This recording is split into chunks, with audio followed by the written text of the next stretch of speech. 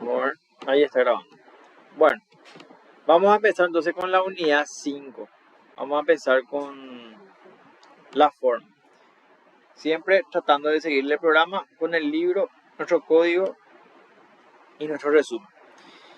Ok, nosotros habíamos dicho en la lección número 4 cuáles son los elementos esenciales del acto jurídico: los sujetos, el objeto y la forma. Eso es lo que nuestra ley actualmente admite, nuestro código civil.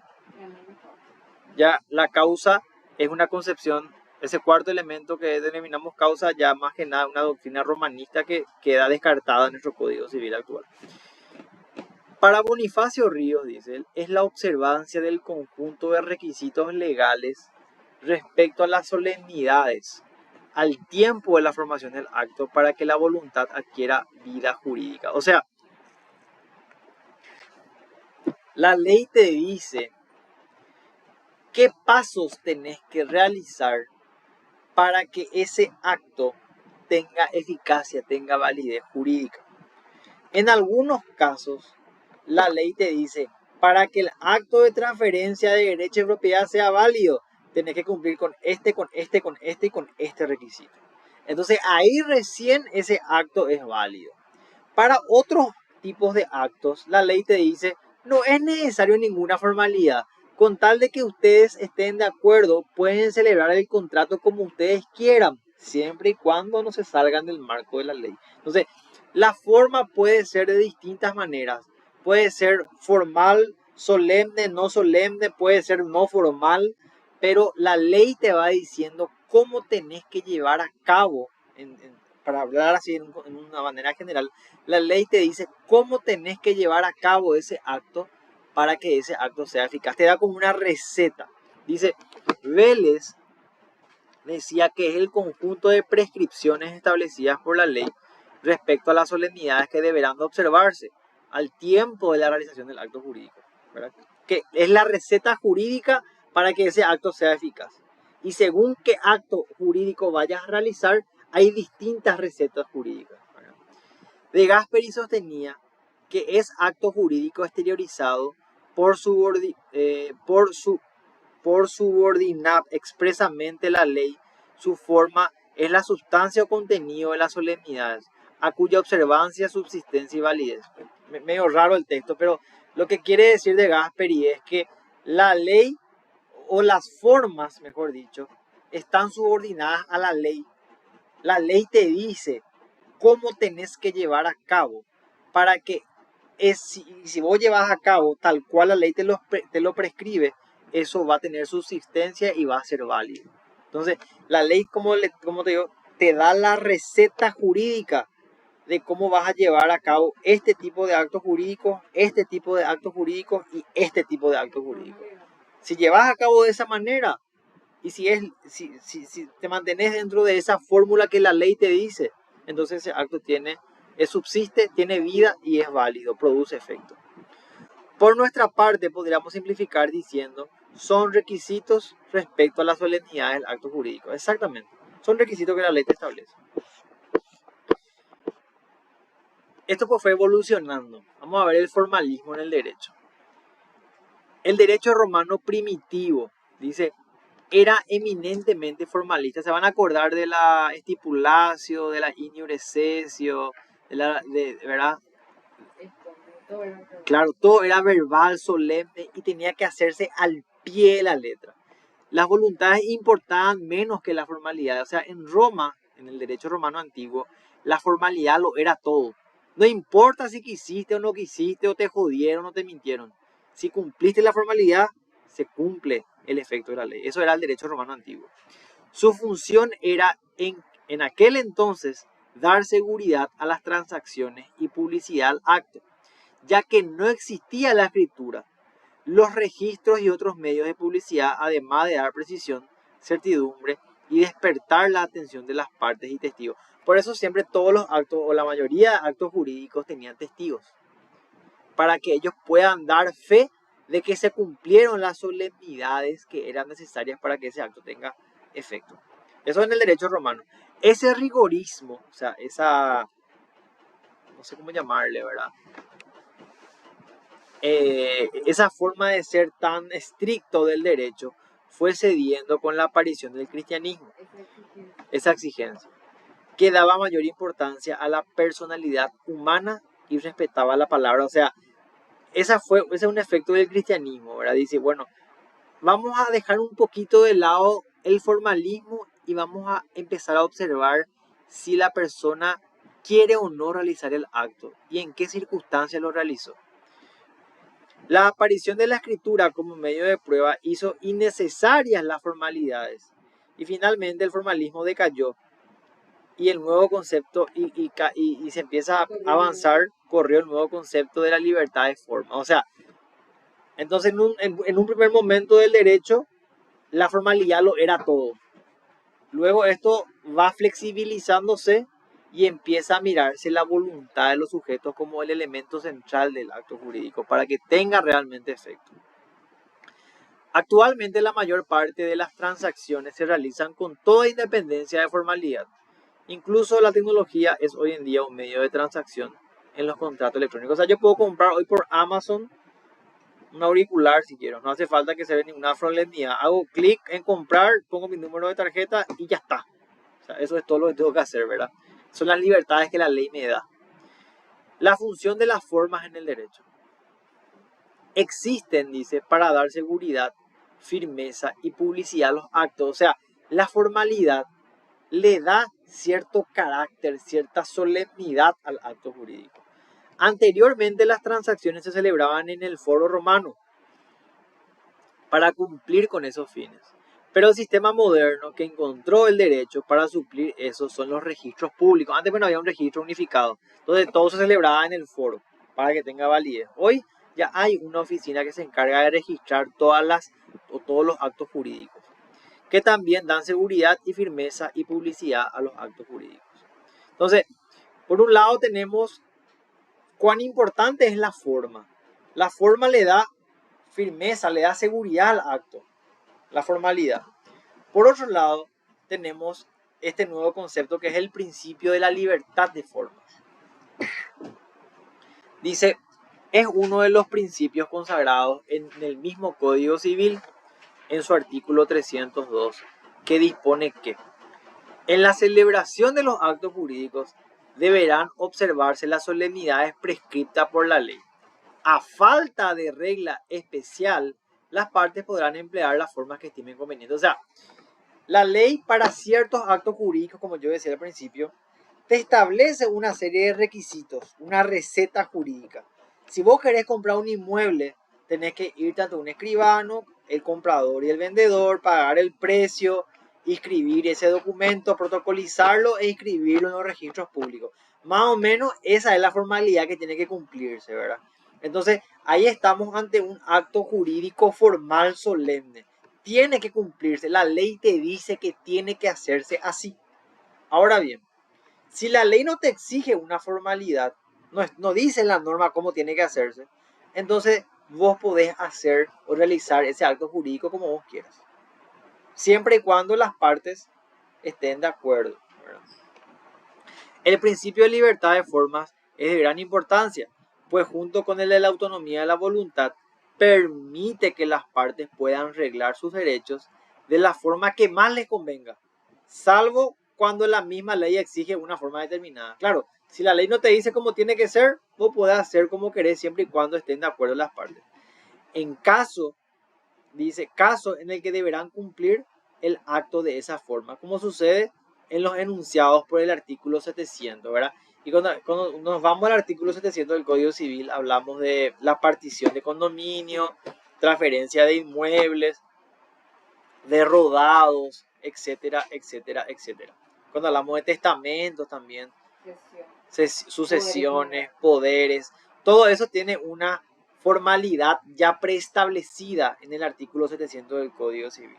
Lo que no está ahí, o los actos que no están previstos en el artículo 700 los puedes llevar a cabo como vos, o lo que no están prescritos en la ley los puedes llevar a cabo siempre teniendo en cuenta el principio de la libertad de formas, ¿verdad? Y siempre que no vaya en contra de la ley. Que vamos a ver ahora justamente eso, ¿verdad? Que son las limitaciones al principio de libertad de formas. Los contratos cuyo valor superan los 10 jornales mínimos no pueden, dice, probarse por testigos. Deberán hacerse por escrito, según lo expresa el artículo 706. O sea, cuando hablamos de 10 jornales mínimos, entonces un contrato que yo celebro con alguien, si supera los 1.000.000 de guaraníes, no pueden probarse por testigos, tienen que hacerse siempre por escrito.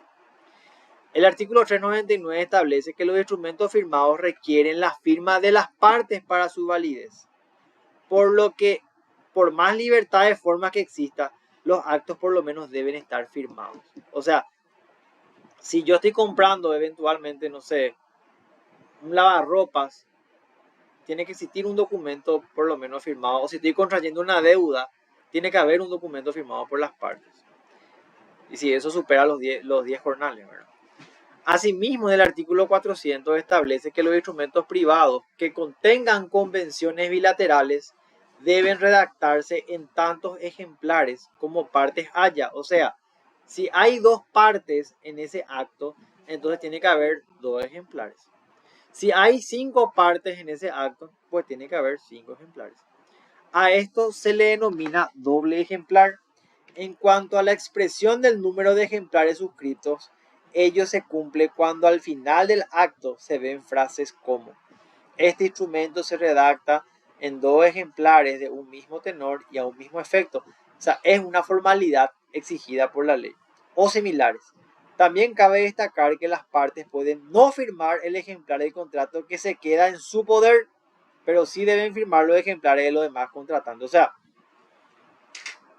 si yo compro el auto de Karen y nos vamos, Karen y yo, a la escribanía, el contrato que yo le firmo a Karen, Karen no lo puede firmar si quiere. Y el contrato que Karen me entrega a mí, que es la segunda copia, tiene que estar firmado por ella. Pero yo puedo o no firmarlo, porque yo lo tengo en mi poder, pues. Entonces no hay ningún problema. Eso nomás dice en cuanto a la formalidad. Ahora, siempre hablando de la formalidad como este segundo elemento, perdón, como este tercer elemento del acto jurídico, ¿verdad? Porque ya hablamos ya de los sujetos, del objeto, y ya estamos hablando ahora de la forma, puntualmente hablando. ¿Cómo se clasifican las formas? Las formas pueden ser clasificadas en los actos formales y no formales. Los formales otra vez se pueden clasificar en actos solemnes y no solemnes, ¿verdad? Esa es la clasificación que tienen los actos jurídicos según nuestra ley, ¿verdad? Vamos a ver la diferencia entre cada uno de ellos. Los actos formales son aquellos para los cuales la ley prevé una forma, por eso se llaman formales. Como por ejemplo el cheque. El cheque tiene unos requisitos esenciales. Tiene que tener fecha, tiene que tener membrete, tiene que tener firma, tiene que estar completo, no tiene que tener tachaduras, enmiendas. O sea, tiene que cumplir con esa solemnidad el cheque para que el cheque tenga validez jurídica. Eso entonces es un acto formal. Un acto no formal son aquellos que no tienen o no requieren ninguna formalidad, por lo menos la ley no dice de qué manera tienen que llevarse a cabo, formalmente hablando. De modo que dice, las partes pueden celebrar ese acto como estimen convenientes. O sea, hay libertad de forma. El típico ejemplo del contrato privado, que puede ser realizado en cualquier día, en cualquier hoja, ante el escribano o en ausencia de suyo. O sea, un contrato privado de compraventa de algo puede hacerse por entre Karen y yo, nomás no hace falta que haya un escribano. Si nosotros estamos de acuerdo, podemos hacerlo nosotros, no hay ningún problema. Ahora, eso en cuanto a los actos no formales, quedan siempre sujetos al principio de la voluntad, ¿verdad? Al principio de la libertad de formas. Ahora, cuando vamos a subdividir los actos formales, que es la primera división que veíamos en este cuadro, los actos formales, vamos a ver que existen los actos formales solemnes y los actos formales no solemnes. Cuando hablamos de los actos formales solemnes, son aquellos actos en los que la forma del acto no puede separarse del mismo. O sea, tiene que cumplirse a sí mismo como la ley establece. Y la solemnidad no puede ser dejada de lado, pues conforma un todo ideal. De modo que si faltara la solemnidad, la consecuencia sería la nulidad del acto. O sea, yo tengo que cumplir con lo que la ley me prescribe de acuerdo a la formalidad de ese acto para que ese acto tenga validez. Si no cumplo con los requisitos, ese acto puede ser atacado de nulidad. Entonces, esos son los actos formales solemnes. Dependen de la forma para que tengan eficacia jurídica. Estos actos formales solemnes, perdón, en estos actos formales y solemnes, la forma tiene efecto ab solemnitatem.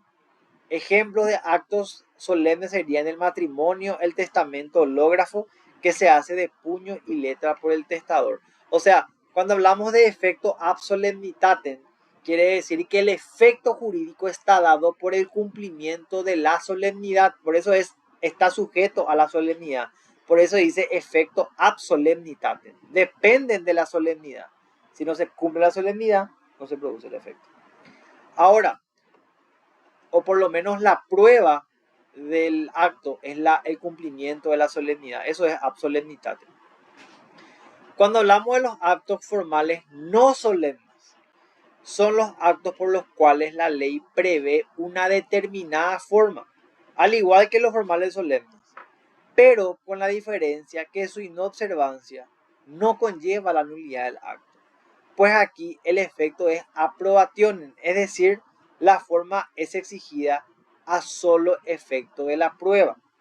Aquí se puede separar el acto de la formalidad y la declaración de voluntad seguiría teniendo valor, aunque el problema sería probar la existencia del acto. O sea, para los actos jurídicos formales no solemnes, estos actos no dependen de la solemnidad, sino que solamente dependen eventualmente de probar la voluntad de los sujetos. O sea, la solemnidad sería más que nada una prueba de la existencia del acto. Pero el acto no depende del cumplimiento de la solemnidad. No sé si ahí puedo distanciar bien el concepto, ¿verdad? En este caso, en el caso de los actos formales ab solemnitatem, la efectividad del acto jurídico, la eficacia, depende del cumplimiento de la solemnidad. En los actos jurídicos no solemnes, en los actos formales no solemnes, la eficacia del acto no depende de la solemnidad, sino que depende de la voluntad de los sujetos. Si yo incumplí alguna solemnidad, eso no obsta al cumplimiento de, en este caso, el efecto jurídico. Se puede igual producir el efecto jurídico. Exacto. En este caso, la solemnidad es o puede probar, en este caso, la existencia del acto jurídico. Porque una cosa es que el acto sea eficaz y otra cosa es probar la existencia del acto. En el primero, en el caso de que la solemnidad da eficacia al acto, hablamos de los actos jurídicos ab solemnitatem. En los segundos, que son los actos jurídicos ad probationem, la solemnidad prueba nada más la existencia del acto jurídico. No sé si ahí me di a entender mejor, ¿verdad? Entonces, en los actos jurídicos formales no solemnes, la solemnidad prueba que existen, pero si no se cumple la solemnidad, igual se produce el efecto. En los actos jurídicos formales solemnes, la solemnidad es necesaria para que se produzca el efecto jurídico. Esa es la explicación. Intenté hacerlo lo mejor que pude. Dice, el artículo 706 del Código Civil establece que los contratos que tengan por objeto una cantidad de más de 10 jornales mínimos deben hacerse por escrito y no pueden ser probados por testigos.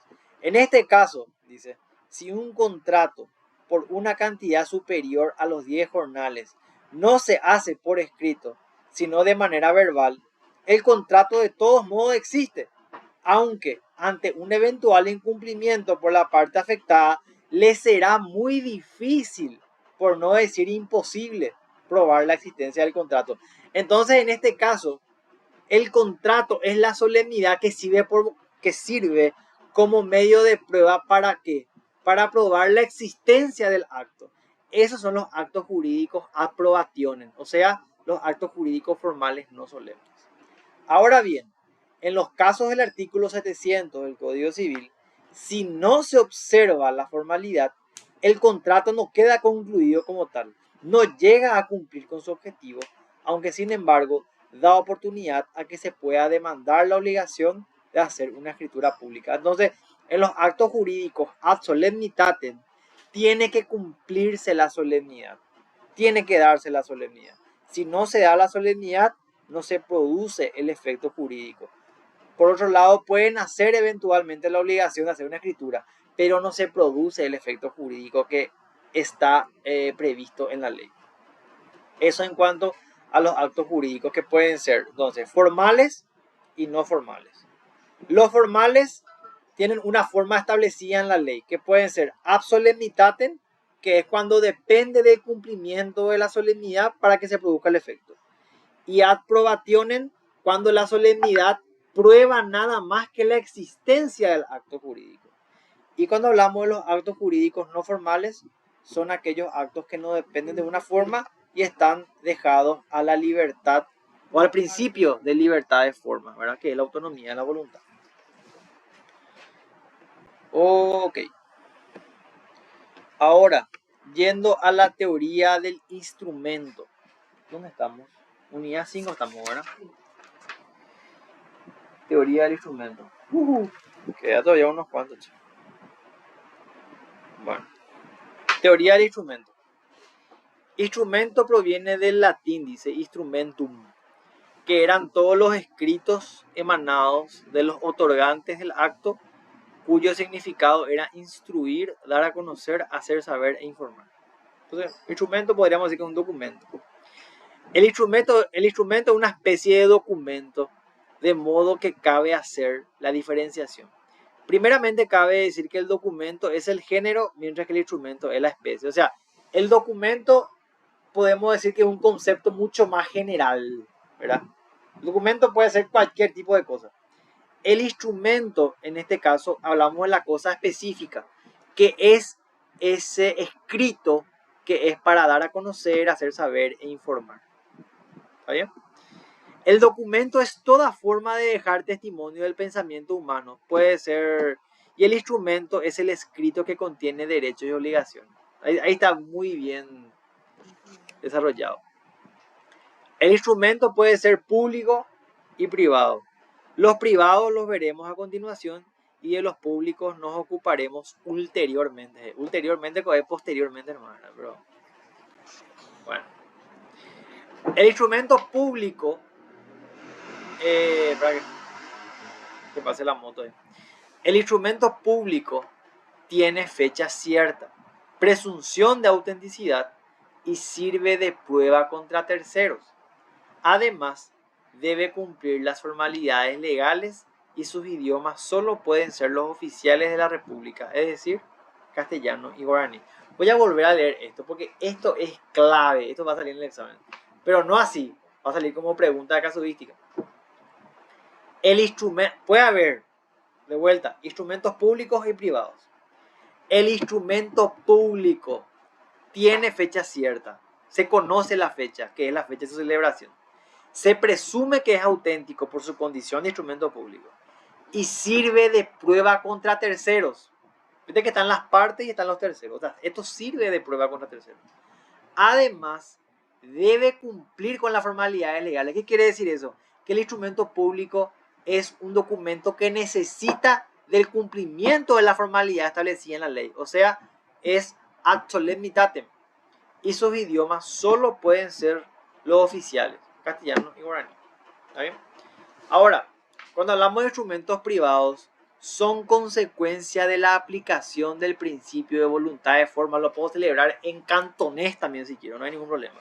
Por lo que pueden otorgarse según el artículo 399 en cualquier día, o sea, no tienen fecha cierta, y ser redactados en la forma e idioma que las partes crean conveniente, en alemán, en arameo, en hebreo, como vos quieras.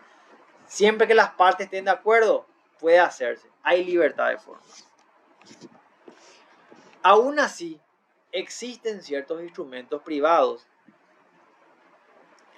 que requieren alguna formalidad. En el derecho, pues nada es absoluto. Siempre hay algunas excepciones. Como el pagaré, el cheque, cuyos requisitos legales deben cumplirse.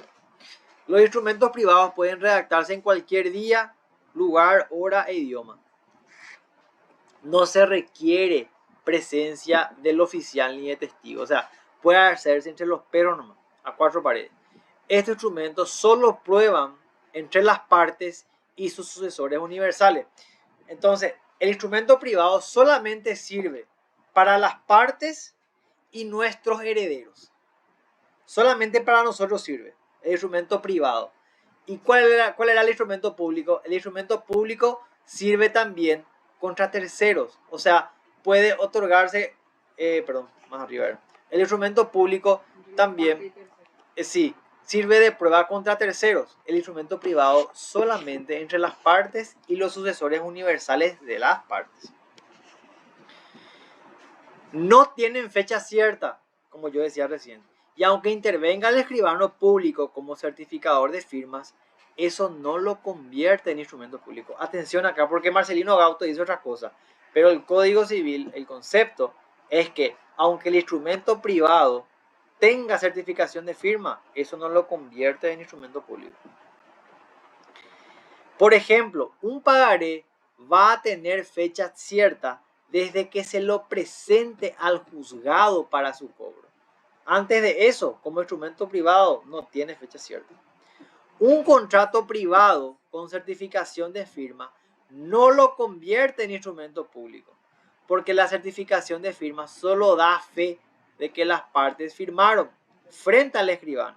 No da fe del texto del instrumento, aunque con eso el acto adquiere fecha cierta. Eso es importante mencionar. Hay luego un cuadro que vamos a ver enseguida, que creo que no está todo bien representado. Y ahora vamos a ver una posición contraria a esto que establece la ley. Marcelino Gauto Bejarano, autor nacional, esto es lo que él dice.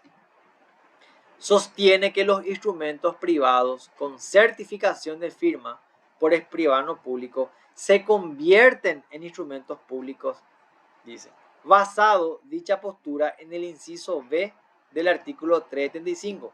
Pues el mismo expresa que son instrumentos públicos cualquier instrumento que autoricen los escribanos. O sea, para Marcelino Gauto Bejarano, basado en el 375 inciso B, el instrumento privado con firma de escribano es instrumento público. Desde el momento que te autoriza el escribano, sí, ya un instrumento según él, público, basado en este artículo, ¿verdad? Pero conceptualmente hablando, no es un instrumento público. ¿Cuáles son las limitaciones?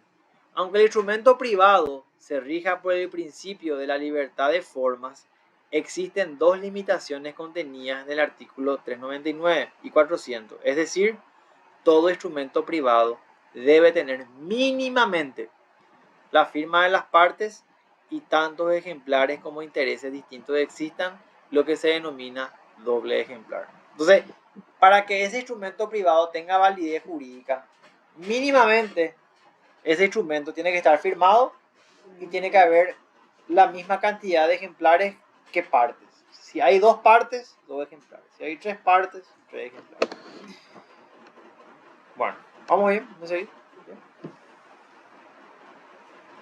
Ahí pio ahí en el mito. Ahí está Ear ya. ¿Qué hace Ear será? ¿Cómo andamos? No sé si me escucha bien, mi rey. Sí, te escucho bien. Me seguí, mi rey. Si hay alguna duda, interrumpime nomás. Bueno, siempre hablando de instrumentos públicos y privados. En eso estamos. ¿Qué es la firma? Acá vamos a empezar a ver conceptos y conceptos. Es una representación gráfica del nombre y apellido de las personas como elemento individualizante de la personalidad humana. O sea, mi firma pues tiene los rasgos que yo le decido dar. Se realiza de puño y letra al pie de los documentos, o sea, siempre al pie. Su finalidad es atribuir la autoría del instrumento, reconocer la relación jurídica creada en él y prestar conformidad con el texto que está por encima de la firma, ya que todo lo que está debajo de la firma no tiene valor alguno. Esto es importante de mencionar. Eso es la firma. Ahora, cuando hablamos de la firma a ruego, es aquella que se realiza a pedido y a nombre del otorgante. O sea, el otorgante dice, es suscrita por un testigo del acto, porque la persona no sabe o no puede firmar. Generalmente se da cuando una persona es analfabeta o está imposibilitada de firmar por inmovilidad del brazo. Yo rompí el brazo izquierdo, yo soy zurdo, entonces no puedo firmar. Entonces hago una firma de ruego, firmala por mí. Entonces firma la persona, ¿verdad? Cuando en este caso existe una imposibilidad por parte del otorgante, ¿verdad? Luego tenemos la impresión digital. Es otra forma en la que la persona puede suscribir un instrumento aunque no sepa firmar. O sea, no es una firma holográfica como tal. Si bien la impresión digital no es propiamente una firma, sino un signo, tiene un valor de principio de prueba por escrito. La impresión digital se realiza entintando el famoso cuajú, ¿verdad? Entintando el dedo y presionándolo por la hoja, a lo que también se le conoce como cuajú en nuestro dulce idioma. Es cierto, el cuajú. Esto a mí yo soy testigo de esto, porque yo hice esto cuando entregaba indemnizaciones a familiares de militares difuntos. Y ellos tienen que firmar una carta de pago por el cual ellos dan fe de que recibieron el cheque. Y había gente que pobrecita no sabía escribir porque era del interior. Entonces, con la almohadilla para el sello, cuajú, y firmaba ahí con su dedo. Entonces, esa es la impresión digital, cuajú. La firma digital ahora es una firma electrónica certificada por un prestador acreditado que ha sido creada usando medios que el titular mantiene bajo su exclusivo control, de manera que se vincule únicamente al mismo y a los datos a los que se refiere, impidiendo que se desconozca la integridad del documento y su autoría.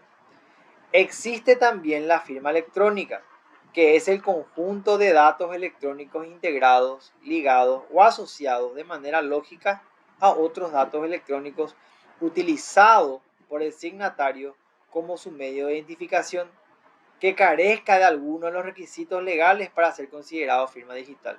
Entonces, la firma digital es una firma electrónica certificada por un prestador acreditado. O sea, hay una empresa que tiene que cumplir unos requisitos para que pueda proveer el servicio de firma digital. Entonces, yo contrato los servicios de esa empresa y esa empresa me da los accesos para que yo pueda firmar digitalmente esos documentos. Ese es el concepto de la firma digital. En cambio, la firma electrónica son datos que están integrados, ligados o asociados a otros datos que utilizo yo como signatario. Es distinto el concepto, no es lo mismo, ¿verdad? Ya vamos a ver ahora los requisitos. Cuando hablamos de la excepción a los requisitos mínimos, dice, aunque no se cumple, siempre hablando de la forma, porque estamos hablando de este último elemento. Aunque no se cumplan los requisitos mínimos de los instrumentos privados. ¿Cuáles eran los requisitos mínimos de los instrumentos privados? Que estén firmados y que tengan la cantidad de ejemplares, ¿verdad? Teniendo en cuenta la cantidad de partes que hay en el acto. Si hay 2 partes, 2 ejemplares. Y que los instrumentos estén firmados. Esos son los requisitos mínimos de los instrumentos privados. Ahora vamos a ver la excepción. Y leo de vuelta.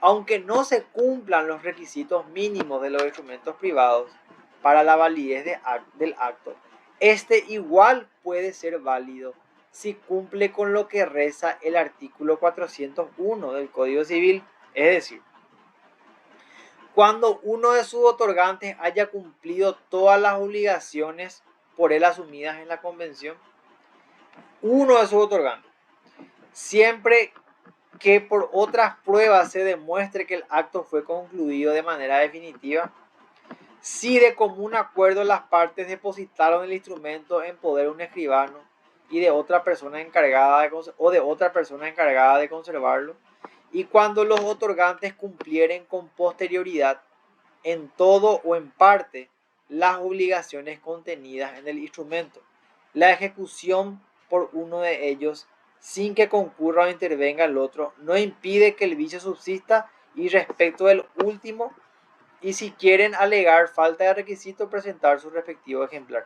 ¿Se acuerdan de la pregunta que vimos? Yo sé que te vas a acordar. El tema del que yo celebré contrato con una funeraria, que a la muerte de mi padre tenía que velarle y poner la pañoleta del Partido Colorado. y no le puso la pañoleta. Acá me parece que puede estar la respuesta. Y ese no respondimos. Entonces no respondimos. Cuando los otorgantes cumplieren con posterioridad en todo o en parte las obligaciones contenidas en el instrumento, la ejecución por uno de ellos, sin que concurra o intervenga el otro, no impide que el vicio subsista respecto del último. Y si quien alegare la falta del requisito, presentaré su respectivo ejemplar. Porque, ¿cuáles son los dos requisitos? Que se firme y que haya 2 ejemplares. Esos son los mínimos. ¿Y cuáles son las excepciones? Si uno de los otorgantes cumplió la obligación asumida en ese pacto entre dos, entonces existe contrato. Siempre que se demuestre que el servicio o el objeto del acto fue cumplido de manera definitiva, existe contrato. Si de común acuerdo le dimos el instrumento a alguien, a un escribano, a un encargado para que lo tenga, existe contrato, ¿verdad? Entonces, en esos casos podemos decir que aunque no tenga la firma de las dos partes y aunque no haya 2 ejemplares, si se cumplen estos requisitos o estas excepciones, existe ese instrumento privado, existe, tiene efecto. Y vamos a ver el valor. Señor. Entonces pueden reclamar Exacto. de que una compensación, ¿verdad? Puede probarse la existencia del instrumento y puede tener un efecto que puede ser reclamar daño, perjuicio, incumplimiento, etc. Ese examen, daño, perjuicio. Tere, Entonces, en ese caso, no le respuesta era recordar. Sí, para mí sí. y puede Indemnización y daño. y puede ser, yo creo que puede Ayer ser. hicimos eso con Tere y con Evitar Camila. porque ahorita no cumplió. No cumplió en todo, pero sí en parte. Y daño. Sí en parte. Le veló, pero no le puso la pañoleta. Entonces, puede verse por ahí. No sé si es la respuesta así, ¿verdad? Pero puede verse por ahí. Pero vamos a ver, después cuando hagamos el examen, vamos a mirar otra vez. Pero es una parte interesante de todo lo que vamos a ver. Bueno. Ahora. Bueno. Valor probatorio de los instrumentos privados. O sea, ¿qué valor en un juicio tiene un instrumento privado? El artículo 407 del Código Civil refiere que los instrumentos privados hacen plena prueba entre las partes, no terceros, entre las partes, desde su reconocimiento judicial o declarados debidamente reconocidos. Entonces, entre las partes, nada más. Su valor probatorio es el mismo que los instrumentos públicos entre los que han suscrito y sus sucesores a título universal. Entonces, ¿cuál es el valor probatorio del instrumento privado? Sirve entre las partes y entre los sucesores a título universal, o sea, los herederos. Además, dice que la prueba que resulta del reconocimiento es indivisible y tiene la misma fuerza contra los que lo prestaron y los que los reconocen. Entonces, para cerrarnos, porque esto es importante, esto sale en el examen. ¿Qué valor probatorio tiene el instrumento privado?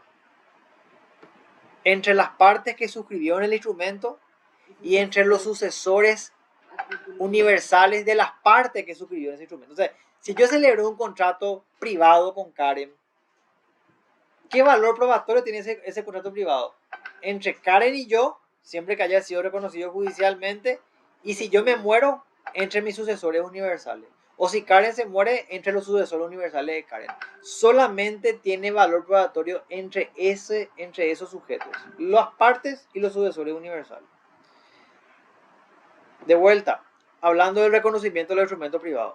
Conforme al artículo 404, toda persona contra quien se presentare en juicio un instrumento privado cuya firma se le atribuye, deberá declarar si la firma es o no suya. O sea, si Sheduo me demanda, eventualmente porque no pagué mi deuda, yo tengo que ya reconocer mi pagaré si esa firma es o no mía. Los sucesores podrán limitarse a manifestar que lo ignoran si ella es o no del causante. O sea, si yo le debo a Sheduo y yo me muero, Entonces mis sucesores pueden ir a decir, yo no sé, ignoro si es o no él. Eso pueden decir los sucesores. Si la firma no fuere reconocida, se ordenará el cotejo de la misma. O sea, se va a peritar, sin perjuicio de los demás medios de prueba para acreditar su autenticidad. O sea, hay otros medios de prueba que pueden utilizarse eventualmente para probar que esa firma es o no mía. El reconocimiento judicial de la firma importa en el cuerpo del instrumento. O sea, es importante que se reconozca o no la firma, porque tiene que ver con la validez del instrumento.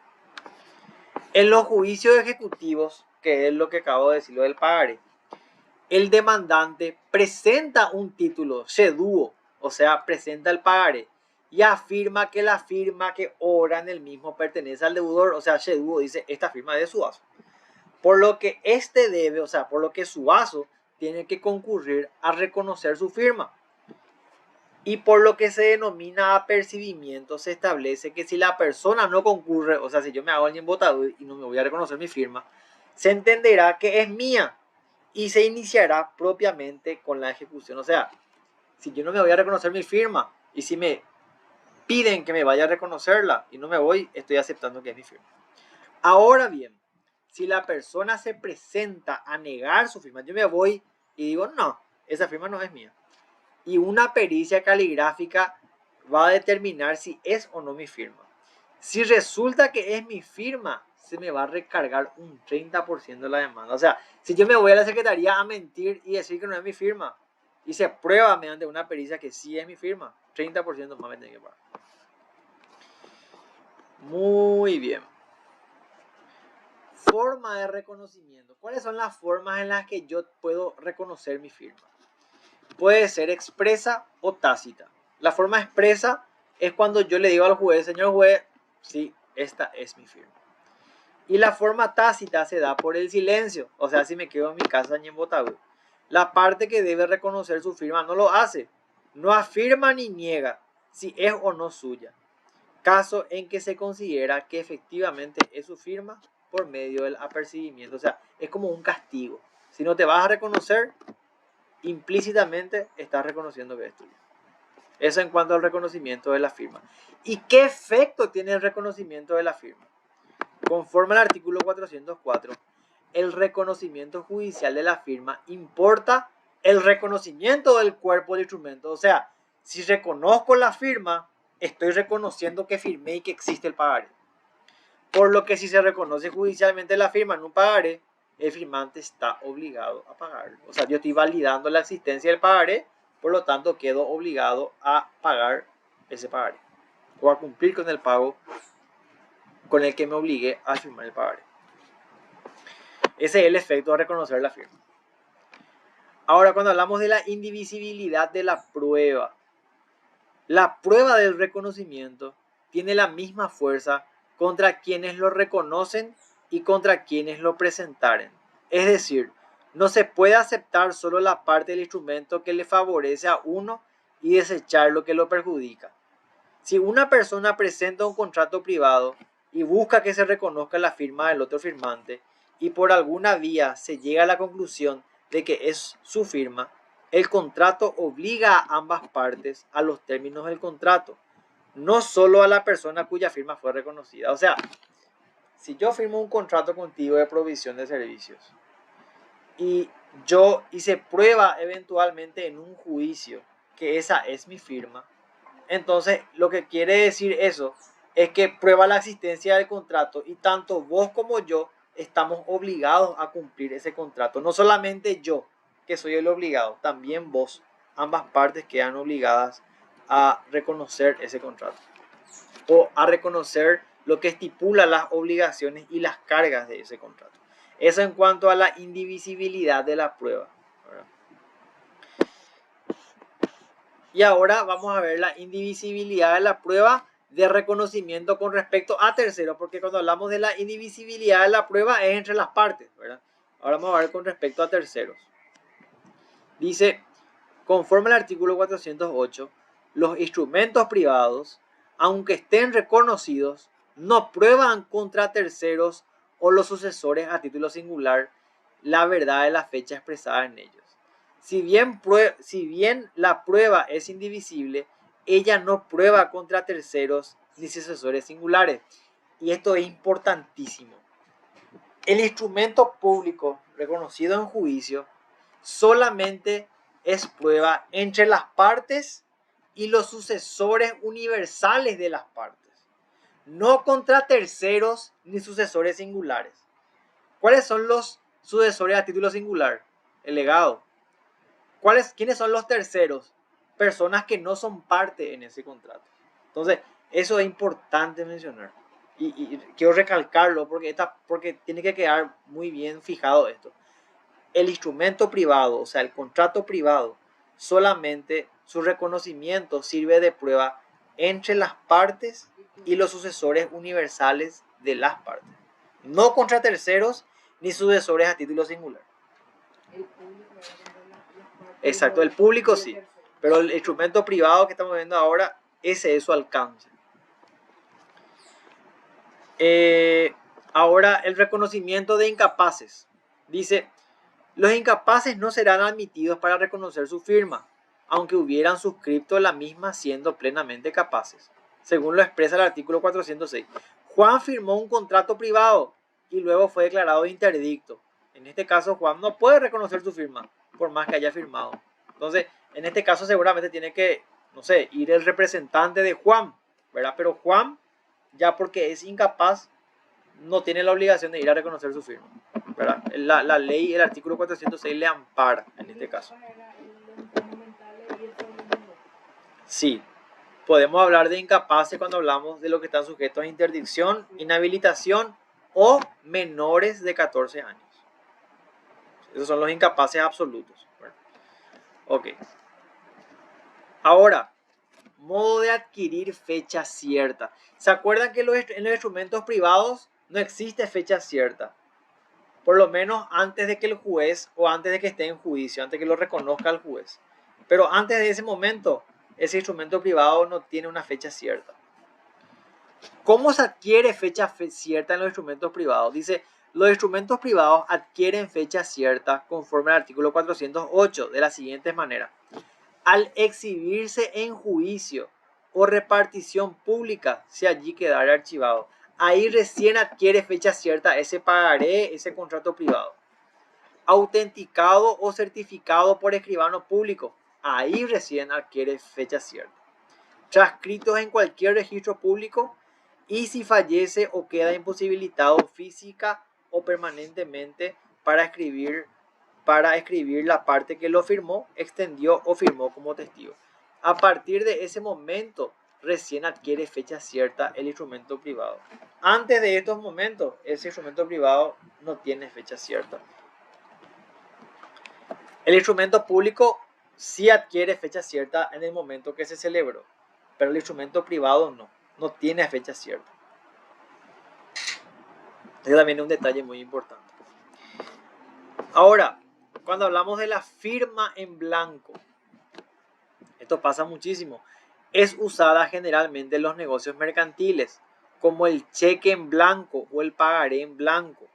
El artículo 402 expresa que los instrumentos privados pueden ser firmados en blanco antes de ser redactados. O sea, yo puedo firmar una hoja en blanco. Y en tal caso harán fe una vez llenados y reconocidas las firmas. El signatario podrá oponerse al contenido del documento, probando que no tuvo intención de declarar lo que está en él. Se consigna o de contraer las obligaciones que resultan de él. No bastará el dicho de los testigos a menos que existiera el principio de prueba por escrito, como podrá ser un recibo. La nulidad no producirá efecto contra terceros de buena fe.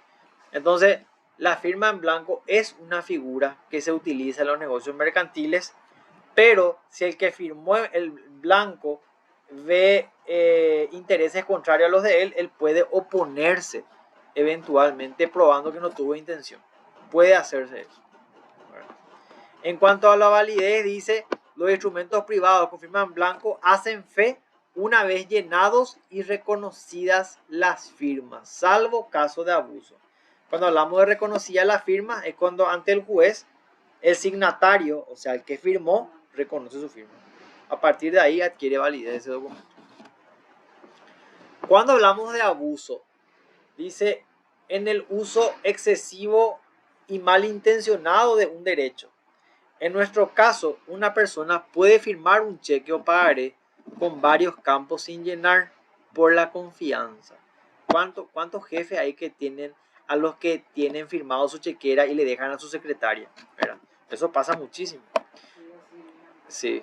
En dicho caso, existe abuso cuando esta persona completa esos campos indebidamente. Por ejemplo, cuando eleva los montos o cambia las fechas a su conveniencia y en detrimento del firmante. Generalmente se da cuando alguien deja por escrito la orden de llenar un cheque en blanco a otra persona para que ésta pague una cantidad de dinero que el signatario desconoce.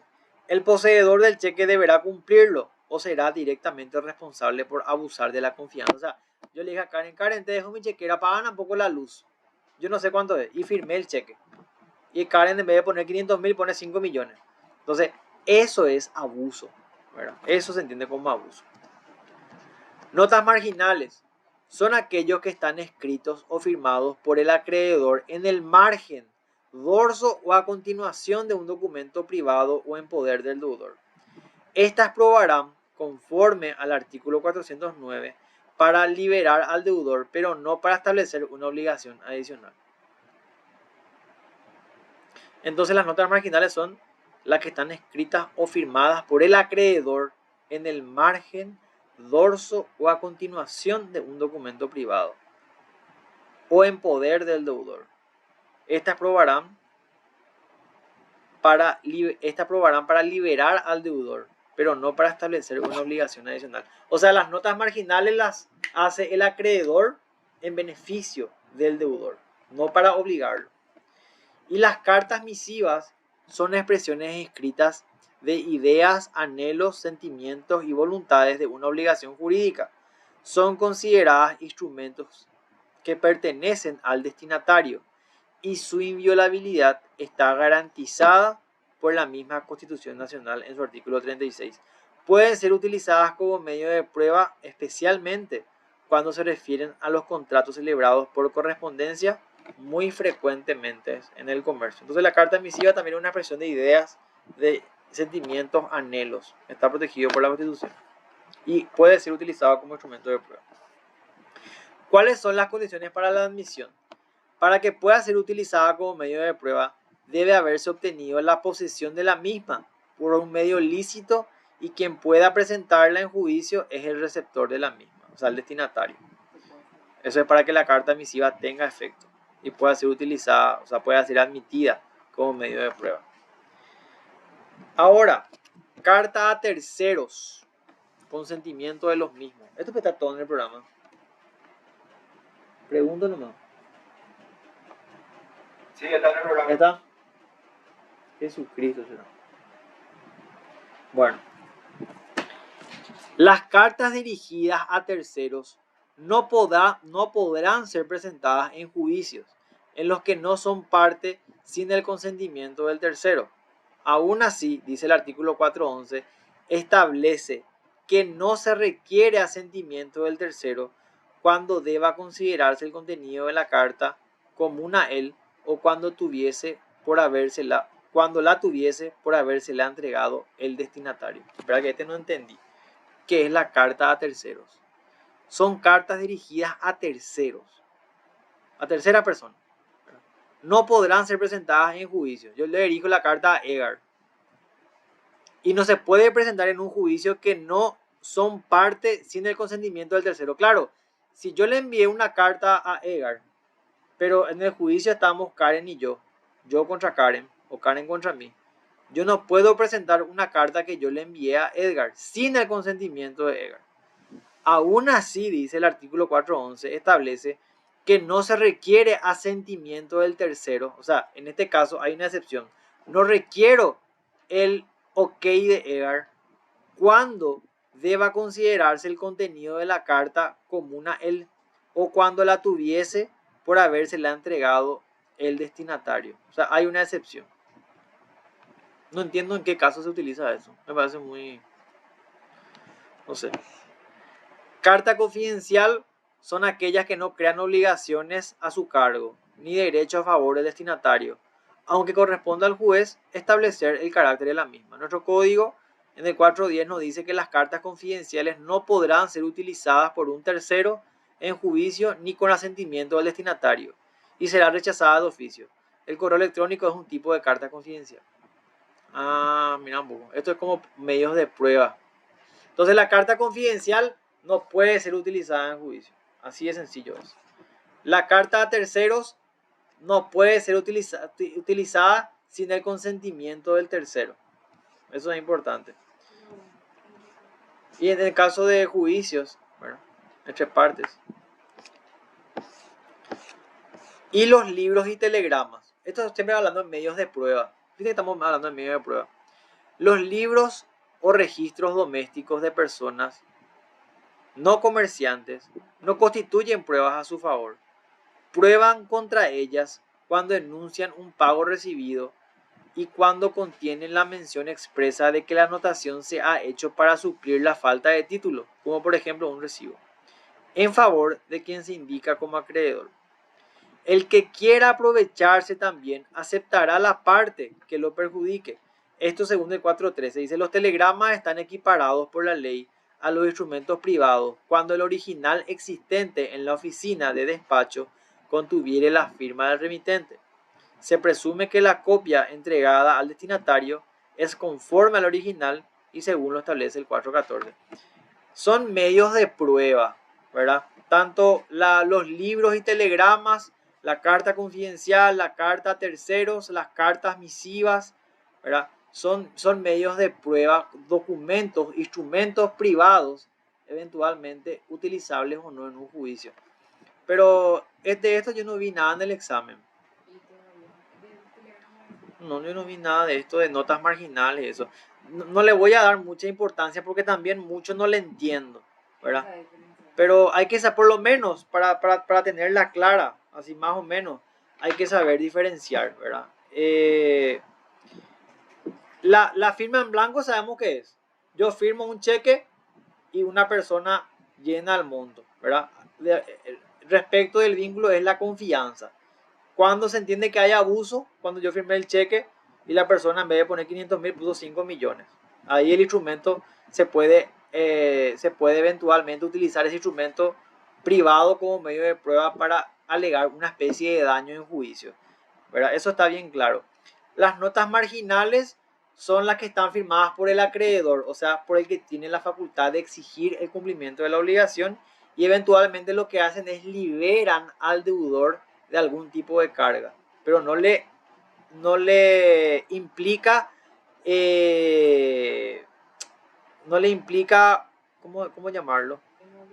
La adquisición de una obligación para el deudor, sino que lo que hacen es liberarle de una carga, ¿verdad? No le establece una obligación adicional.